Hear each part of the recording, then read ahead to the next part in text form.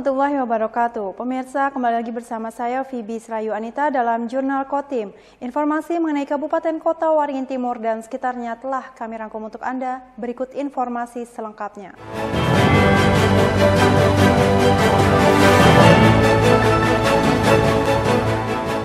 Pemerintah Kabupaten Kota Waringin Timur menghentikan sementara Kepala Dinas Koperasi UMKM Perindustrian dan Perdagangan setempat, Zul Haidir. Ia dihentikan karena tersandung kasus dugaan tindak pidana korupsi.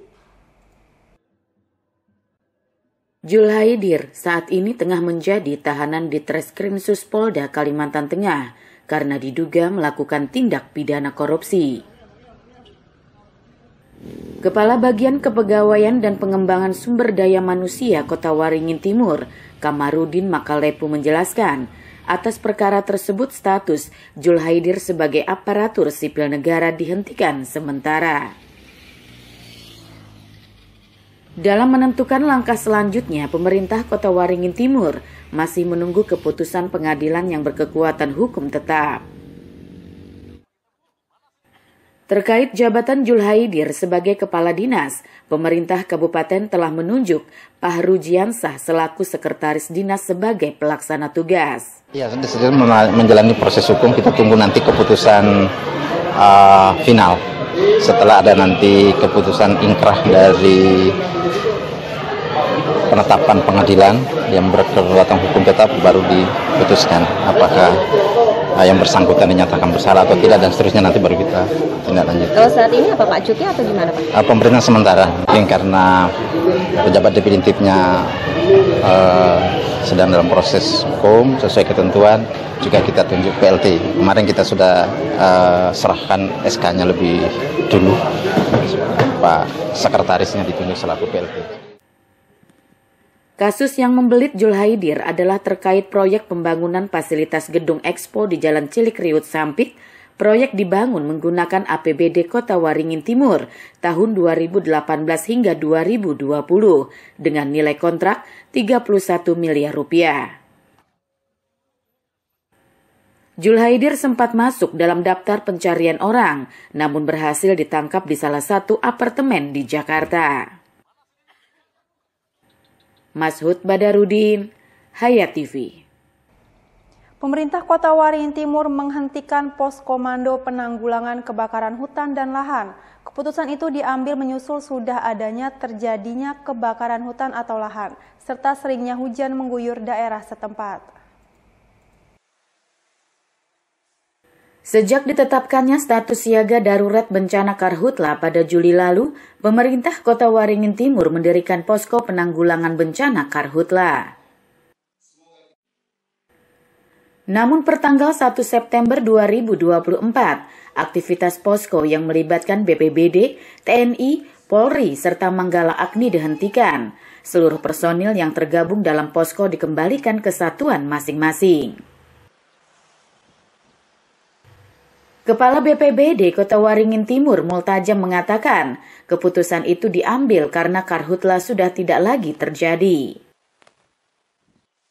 Dalam waktu sepekan terakhir, hujan juga sering mengguyur daerah setempat. Ditambah lagi, tinggi muka air juga mengalami peningkatan bahkan masuk pada kategori siaga.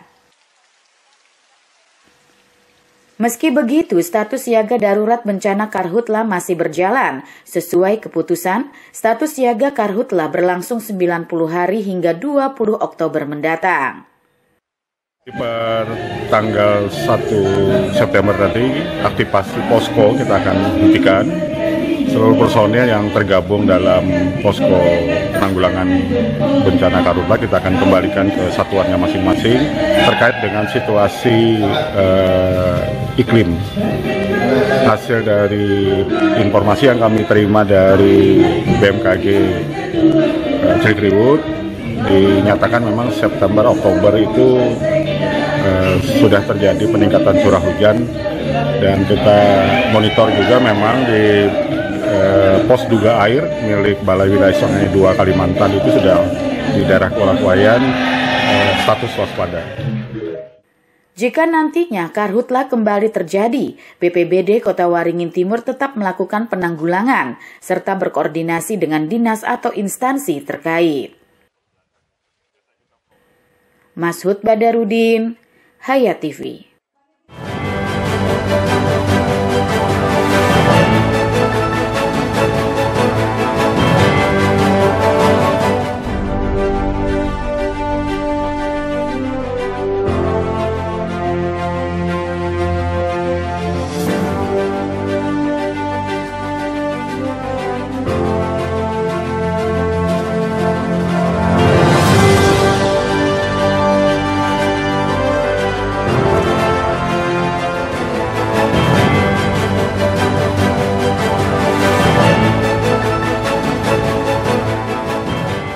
Sebagai syarat pendaftaran pemilihan kepala daerah, bakal pasangan calon bupati dan wakil bupati Kota Waringin Timur wajib menjalani pemeriksaan kesehatan, yaitu jasmani, kejiwaan, dan bebas dari penyalahgunaan narkoba.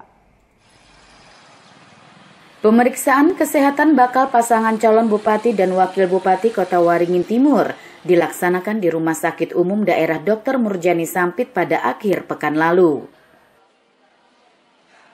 Pemeriksaan kesehatan diikuti 3 pasangan bakal calon yang sebelumnya mendaftar ke KPU Kota Waringin Timur, yaitu pasangan Sanidin dan Siono, Halikinur dan Irawati, serta Rudini Darwan Ali dan Faisal Darmasing.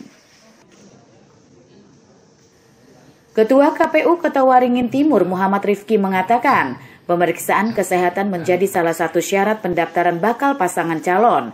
Seluruh rangkaian kegiatan diserahkan kepada pihak rumah sakit. Pihak KPU nantinya akan menerima hasil kesimpulan dari pihak tim kesehatan yang menyatakan apakah bakal calon layak atau tidak ditetapkan sebagai calon bupati atau wakil bupati. Adalah menjadi salah satu syarat bagi pasangan calon untuk bagian dari pendaftaran pasangan calon bupati dan wakil bupati Kota Timur. Jadi mereka harus memeriksakan kesehatan jasmani, rohani, dan bebas dari penyalahgunaan narkoba. Pemeriksaan kesehatan ini bisa kalau memang tidak layak secara kesehatan. Tapi memang yang dilakukan pemeriksaan itu kan banyak ya dan menyeluruh. Namun demikian KPU hanya menerima kesimpulan dari hasil pemeriksaan tersebut apakah layak secara kesehatan atau tidak layak. Pemeriksaan kesehatan berlangsung 2 hari pada Sabtu dan Minggu dengan melibatkan 13 orang dokter spesialis. Hasil kesimpulan diterima KPU Kota Waringin Timur pada tanggal 2 September. Mashud Badarudin, Hayat TV. Bakal pasangan calon gubernur dan wakil gubernur Kalimantan Tengah, Nadal Syah alias Koyem dan Supian Hadi alias SHD, melakukan deklarasi di Taman Kota Sampit. Mengusung komitmen pembangunan merata, pasangan ini optimis menang dengan meraih 65% suara. Deklarasi Nadal Syah dan Supian Hadi sebagai bakal pasangan calon gubernur dan wakil gubernur Kalimantan Tengah dihadiri ribuan massa pendukung yang tampak memenuhi kawasan Taman Kota Sampit. Nadal Syah merupakan mantan Bupati Barito Utara 2 periode yang cukup dikenal di wilayah timur Kalimantan Tengah. Begitu juga Supian Hadi, mantan Bupati Kota Waringin Timur 2 periode yang terkenal di wilayah barat. Kolaborasi Timur dan Barat Kalimantan Tengah yang mengusung pembangunan merata ini optimis memenangkan pilkada dengan meraih 65% suara. Nadal Syah dan Supian Hadi akan memprioritaskan pembangunan infrastruktur, pendidikan dan kesehatan, termasuk tata kelola sumber daya alam yang baik sehingga mampu meningkatkan pendapatan daerah. Kalau target kemenangan 65%, ya. Kalau untuk tim 73%. 73%. Ya. Tapi secara keseluruhan target kami 60 sampai 65%. Prioritasnya seperti apa yang kami sampaikan tadi, infrastruktur, bidang kesehatan, bidang pendidikan, tata kelola sumber daya alam yang baik untuk Kalimantan Tengah ini, supaya tidak hanya dikeruk sumber daya alamnya, tetapi feedback atau pengembalian hasilnya untuk pembangunan Kalimantan Tengah. Itulah yang kami jaga nanti, supaya pembangunan Kalimantan Tengah ini lebih maju lagi dan uang lebih banyak lagi untuk masuk ke Kalimantan Tengah. Pasangan Nadalsah dan Supian Hadi maju Pilkada Kalimantan Tengah dengan diusung 5 partai politik, yaitu PDI Perjuangan, Demokrat, P3, Hanura, dan Partai Garuda. Mashud Badarudin, Hayat TV.